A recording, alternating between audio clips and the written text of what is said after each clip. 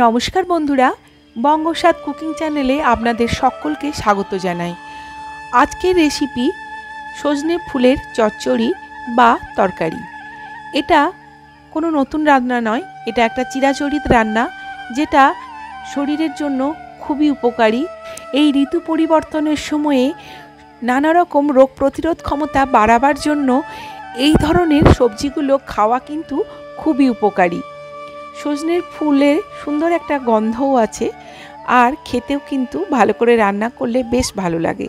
ফুলগুলো প্রথমে বৃন্ত থেকে বা বোটা থেকে ভালো করে একটা একটা করে ছাড়িয়ে নেব, তারপর পরিষ্কার জলে ভালো করে ধুয়ে নেব।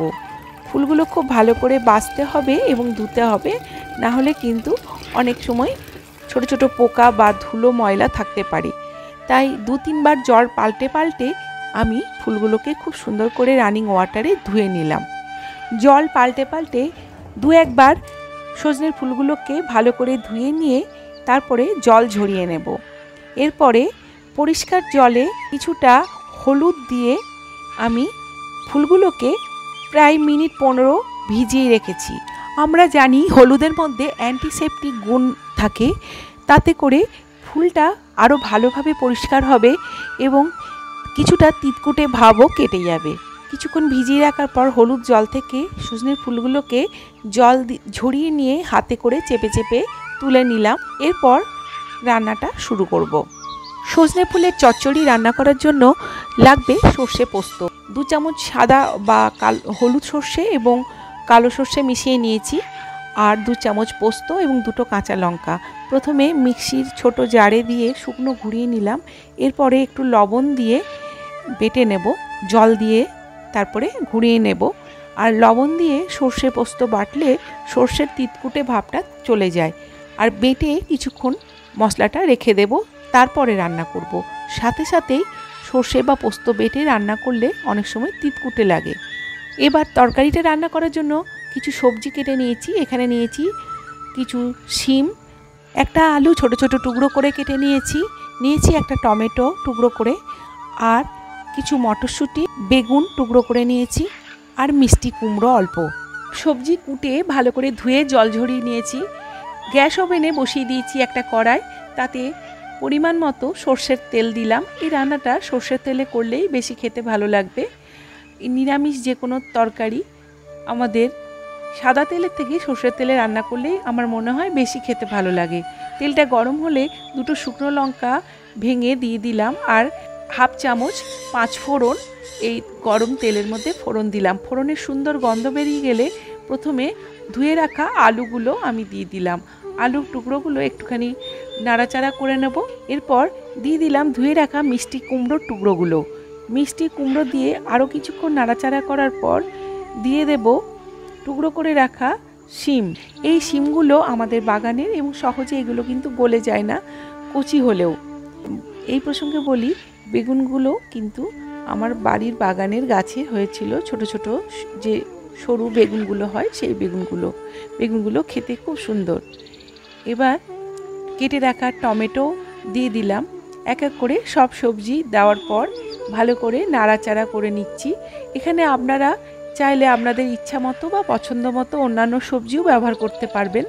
আমি বাড়িতে আমার কাছে যে যে সবজি ছিল সেগুলো এখানে আমি রান্নায় ব্যবহার করেছি। সবজিগুলো নাড়াচাড়া করতে করতেই পরিমাণ মতো হলুদ এবং সামান্য লবণ আমি ব্যবহার করেছি, কারণ সর্ষে পোস্তটা আমি লবণ দিয়ে বেটেছি, তাই লবণটা খুব কম পরিমাণে ব্যবহার করেছি। কিছুক্ষণ নাড়াচাড়া করার পর সবজিগুলো একটু ঢেকে দিলাম, যাতে সবজিগুলো আস্তে আস্তে নাড়াচাড়া করার পর নরম হয়ে যায় আর সবজির থেকে জল বেরিয়ে আসে। এখন ধুয়ে জল ঝরিয়ে রাখা সজনের ফুলগুলো এই সবজির মধ্যে দিয়ে দেব এবং আবারও মাঝারি আঁচে নাড়াচাড়া দিয়ে সবজির সাথে ফুলগুলোকেও একটু কষিয়ে নেব। সমস্ত সজনের ফুল আমি তরকারির মধ্যে দিয়ে দিলাম এবং নাড়াচাড়া দিতে থাকলাম। এইভাবে ফুলগুলো আস্তে আস্তে সবজির সাথে একটু নরম হয়ে কমে যাবে, আর এরপরে ঢাকা দিয়ে আবারও কিছুক্ষণ সেদ্ধ করব। তার আগে দিয়ে দিলাম 2টো কাঁচা লঙ্কা। ঝাল আপনারা আপনাদের স্বাদ মতো বুঝে দেবেন। আর এখন দিয়ে দিলাম অল্প ছাড়ানো মটরশুঁটি যেটা ধুয়ে রেখেছিলাম সেটা। মটরশুঁটিও এর মধ্যে ভালো করে নাড়িয়ে চাড়িয়ে মিশিয়ে নিচ্ছি খুন্তি দিয়ে। সমস্ত সবজি কিছুক্ষণ কড়াইয়ে কষিয়ে নিলাম। এরপর আবার কিছুক্ষণ ঢাকা দিয়ে সবজিগুলো কম আঁচে নরম হতে দিলাম। মিনিট 2-3 ঢাকা দিয়ে রাখার পর আবার ঢাকাটা খুলে ভালো করে সবজিগুলোকে কষিয়ে নিচ্ছি। সবজিগুলো ভালোভাবে নরম হওয়ার জন্য এই সময় 1 কাপ জল আমি ব্যবহার করলাম, যাতে সবজিগুলো কড়াইয়ে ধরে না যায় বা তলায় পোড়া লেগে না যায়। এবং জল দিয়ে আবারও কিছুটা নাড়িয়ে সবজিগুলোকে আবার ঢেকে দিয়ে নরম হতে দিলাম। এবার সবজিগুলো কিছুক্ষণ নাড়াচাড়া করে অনেকটাই নরম হয়ে এসেছে। এই সময় দিয়ে দিলাম সর্ষে পোস্ত বাটা, যেটা কাঁচা লঙ্কা এবং লবণ দিয়ে আমি বেটে রেখেছিলাম কিছুক্ষণ আগে। এই জন্য আমি রান্নার সময় লবণ কিন্তু সেভাবে ব্যবহার করলাম না, কারণ সর্ষে পোস্তটার মধ্যে আমি কিন্তু লবণ দিয়ে রেখেছিলাম। যদি এরপরেও আবার লবণ প্রয়োজন হয় তখন একটু অ্যাড করব। মিক্সির বাটি ধুয়ে একটু জল আবারও সবজিটার মধ্যে দিয়ে দিলাম। সর্ষে পোস্ত বাটার সাথে সবজিটা কিছুক্ষণ নাড়াচাড়া দিয়ে জলটা শুকিয়ে নিতে হবে। আর এই সময় দিয়ে দিলাম আন্দাজ মতো বা স্বাদ মতো অল্প চিনি।